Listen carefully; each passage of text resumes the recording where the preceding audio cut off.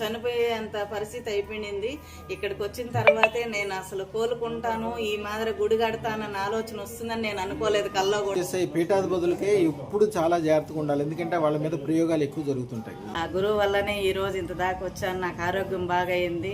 అమ్మే 5 మంది రూపంలో వచ్చి 4 దిక్కులలో నుండి చేతులతో కూడా ఇట్లా పైకెత్తి పసుపు పెద్ద బొట్టు పెట్టుకొని 4 మూలల్లో అమ్మ చేతులు ఇట్లా పైకి పెట్టుకొని ఇక్కడ మధ్యలో అందరు నలుగురు చేతులలో తామర పువ్వులో నుండి వచ్చి మహాలక్ష్మి నాకు మంత్రం చెప్పింది. 5 మంది చెప్పారు. నీకు కూడా అది నెరవేరింది. ప్రతి ఒక్కరు కూడా అదృష్టరత్నం పెట్టుకొని అందరూ బాగుండాలని, అందరూ ఆరోగ్యంతో బాగుండాలని, ప్రతి ఒక్కరు కూడా అదృష్టంగా మారాలని కోరుకుంటున్నాను. ధనవంతులు అవ్వాలి, కోటీశ్వరులు అవ్వాలని హైదరాబాద్ పోవాలి, సామంతేరు పోవాలి, ఆశీస్సులు తీసుకోవాలి. అమ్మగారు తిరుపతి నుంచి వచ్చారు. వారిది శ్రీ శ్రీ మహాలక్ష్మి పీఠం. అదృష్టం వారిద్దరు పెట్టుకున్నారు. అదృష్టం పెట్టుకున్నాక అన్ని రకాలుగా కలిసి రావటం, అలాగే తిరుపతి నుంచి లడ్డూలు తీసుకొచ్చారు సన్మానం చేయడానికి. నా జీవితంలో 30 ఏళ్లుగా నేను సేవ చేస్తున్నాను.